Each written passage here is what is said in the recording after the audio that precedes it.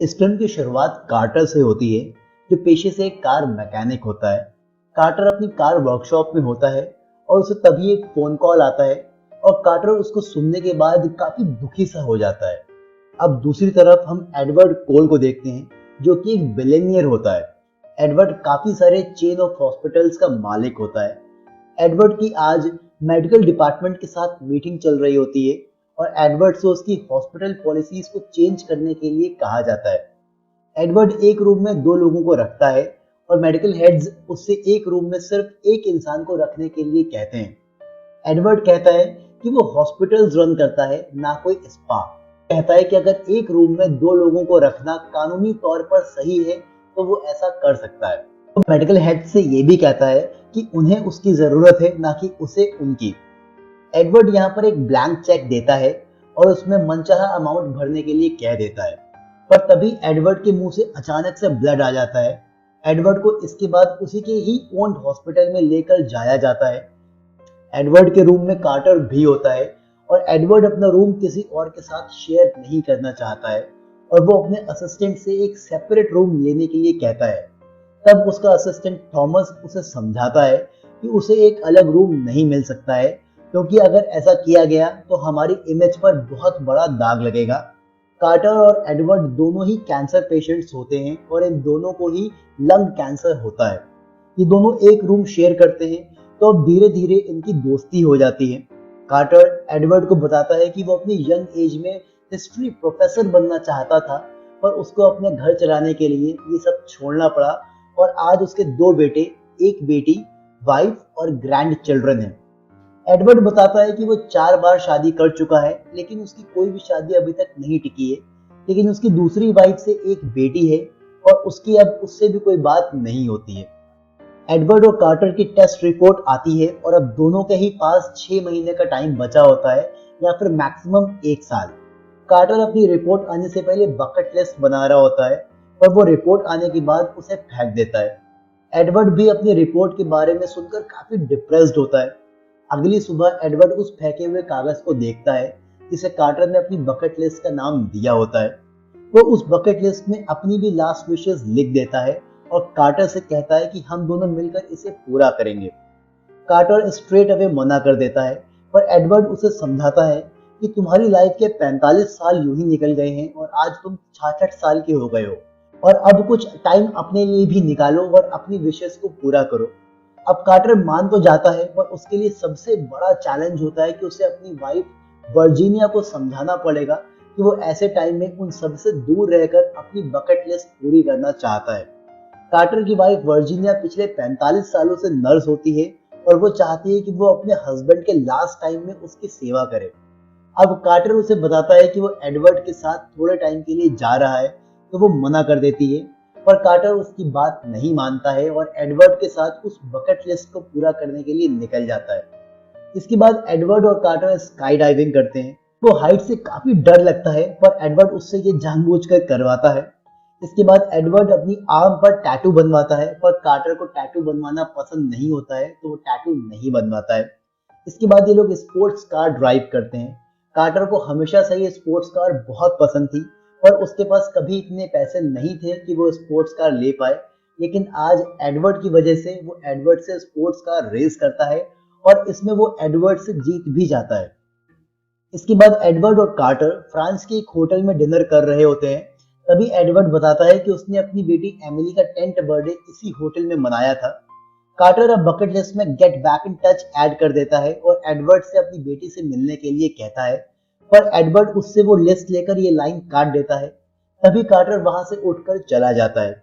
Edward को लगता है कि कार्टर उसकी बात का बुरा मान गया है, पर जब वो जाकर देखता है तो कार्टर की शर्ट पर काफी ब्लड आ गया होता है। एडवर्ड उससे हॉस्पिटल चलने के लिए कहता है, पर कार्टर मना कर देता है और कहता है कि वो बस ट्यूब ढीली हो गई थी। इसके बाद एडवर्ड को वर्जीनिया का कॉल आता है और वो उससे कार्टर को वापस लाने के लिए कहती है कि उसकी पूरी फैमिली कार्टर के साथ टाइम बिताना चाहती है। अब जब एडवर्ड बहाने से कार्टर को बोलता है कि हमें वापस चलना चाहिए और विश लिस्ट को यहीं ड्रॉप कर देना चाहिए, तो कार्टर समझ जाता है कि उसके पास वर्जीनिया का फोन आया है और वो एडवर्ड को और स्ट्रांग बनने के लिए कहता है। इसके बाद ये दोनों अपनी जर्नी को कंटिन्यू करते हैं। तंजानिया में जाकर जंगल सफारी करते हैं।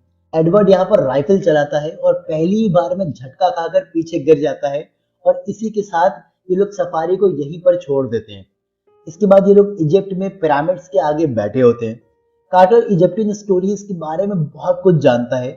वो एडवर्ड से कहता है कि एंशिएंट इजिप्टियन बिलीव करते हैं कि मरने के बाद स्वर्ग जाने से पहले गॉड इंसान से दो क्वेश्चंस पूछते हैं और अगर दोनों में उसने सही जवाब दिया तभी वो स्वर्ग जाएगा, वरना नहीं।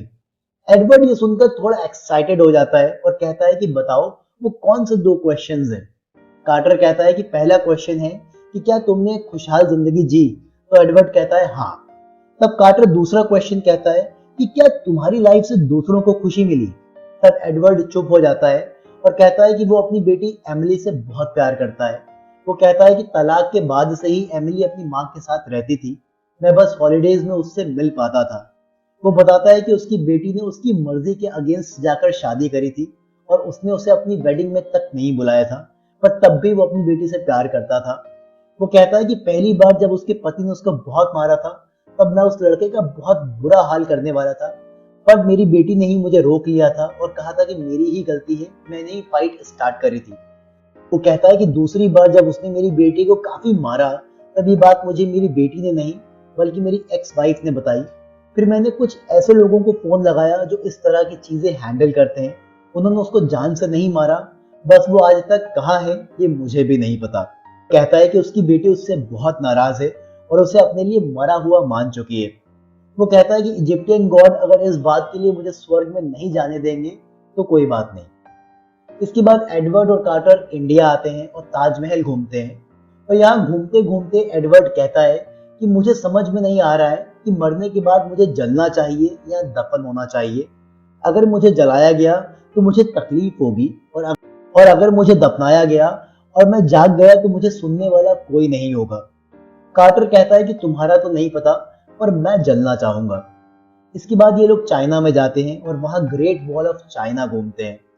इन सब के बाद इनको हिमालय पर चढ़ना होता है, पर खराब मौसम की वजह से ये लोग चढ़ाई नहीं कर पाते हैं और इनको अपनी जर्नी से वापस आना पड़ता है। कार्टर किसी बहाने से एडवर्ड को उसकी बेटी के घर के बाहर ले जाता है और उससे मिलने के लिए कहता है। एडवर्ड इस बात पर काफी भड़क जाता है और कार्टर को काफी उल्टा सीधा बोलता है और इसके बाद वो कार्टर से नाराज होकर वहां से चला जाता है। अब कार्टर अपने घर वापस आ जाता है और उसकी पूरी फैमिली उसे देखकर बहुत खुश होती है।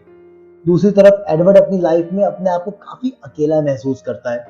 कुछ दिन बीतते हैं और कार्टर की अचानक से तबीयत खराब हो जाती है और उसे हॉस्पिटल में एडमिट करना पड़ता है और ये बात जब एडवर्ड को पता चलती है तो वो उसे देखने के लिए हॉस्पिटल जाता है। कार्टर यहाँ एडवर्ड को एक लेटर देता है और कहता है कि वो इसे हॉस्पिटल से बाहर जाने के बाद पढ़े। कार्टर और एडवर्ड आज अपने किस्सों को याद करके बहुत हंसते हैं और कार्टर अपनी विश लिस्ट में एक लिस्ट को हटा देता है जो कि होती है लाफ अंटिल यू डाई, यानी अपने मरते समय तक हंसना। एडवर्ड जब बाहर जाकर इस लेटर को पढ़ता है तो उसमें कार्टर ने लिखा होता है कि मेरी लाइफ के आखिरी पलों को बेहतरीन बनाने के लिए बहुत बहुत शुक्रिया और मैं अभी भी चाहता हूँ कि तुम जाकर अपनी बेटी से मिलो क्योंकि तुम उससे आज भी प्यार करते हो। कार्टर इस रात के बाद जिंदा नहीं होता है, यानी कि वो उसकी आखिरी शाम थी और एडवर्ड हिम्मत करके अपनी बेटी से मिलने जाता है। एडवर्ड को यहाँ पर उसकी बेटी की बेटी भी मिलती है और उसे देखकर एडवर्ड बहुत खुश होता है। एडवर्ड उसके चीक पर किस करता है। आज एडवर्ड की विश लिस्ट में से एक विश और पूरी हो जाती है जो कि थी किस the most beautiful girl in the world. Carter की फिनल पर एडवर्ड कहता है कि कार्टर मुझे जिंदगी के बहुत ही अच्छे टाइम पर मिला और उसने मुझे जिंदगी के बारे में बहुत कुछ सिखाया। आज उसकी वजह से ही मैं अपनी बेटी और उसकी बेटी से मिल पाया और दिल का बोझ कम हो चुका है। वो कहता है कि 3 महीने पहले हम दोनों बिल्कुल स्ट्रेंजर्स थे और कार्टर के आखिरी पल कार्टर के साथ साथ मेरे लिए भी काफी वैल्यूएबल थे। वो कहता है कि वो उसे आज भी काफी मिस करता है। इसके काफी टाइम बाद हम एडवर्ड के असिस्टेंट थॉमस को देखते हैं जो कि माउंट एवरेस्ट की सबसे ऊंची चोटी पर चढ़ता है और वहां जाकर अपने बैग में से एक बॉक्स निकालता है। इसमें एडवर्ड की राख होती है, यानी कि अब एडवर्ड भी मर चुका होता है। थॉमस यहाँ पर वो बॉक्स एक दूसरे बॉक्स के बगल में रख देता है और ये दूसरा बॉक्स और किसी का नहीं बल्कि कार्टर का ही होता है और उसमें कार्टर की राख होती है। थॉमस अब इनकी बकेट लिस्ट निकालता है और इसमें इनकी लास्ट विश को कट कर देता है जो कि होती है विटनेस समथिंग ट्रूली मैजेस्टिक, और उसे वहीं पर रख देता है। और इसी के साथ इस फिल्म की कहानी भी यहीं पर खत्म हो जाती है। दोस्तों ये फिल्म हमें एक बहुत ही बढ़िया मैसेज देती है और बताती है कि मटेरियलिस्टिक चीजें सिर्फ टाइम पास के लिए ही अच्छी होती हैं, और जिंदगी का असली मजा हमें अपनों के साथ ही आता है, फिर वो चाहे हमारे दोस्त हो, परिवार हो, या कोई ऐसा इंसान जिससे हमें काफी प्यार हो। और जबकि इन हेवन का दूसरा क्वेश्चन बहुत अच्छे से समझाती है कि क्या तुम्हारी लाइफ से दूसरों को खुशी मिली। उम्मीद करता हूँ आपको ये कहानी पसंद आई होगी। प्लीज आप चैनल को सब्सक्राइब करिए, बेल आइकन दबाना बिल्कुल ना भूलिएगा, और आपके इस फिल्म को लेकर क्या विचार है ये आप मुझे कमेंट करके बताइए। फिर मिलता हूँ आपसे एक नई कहानी के साथ, तब तक के लिए अलविदा।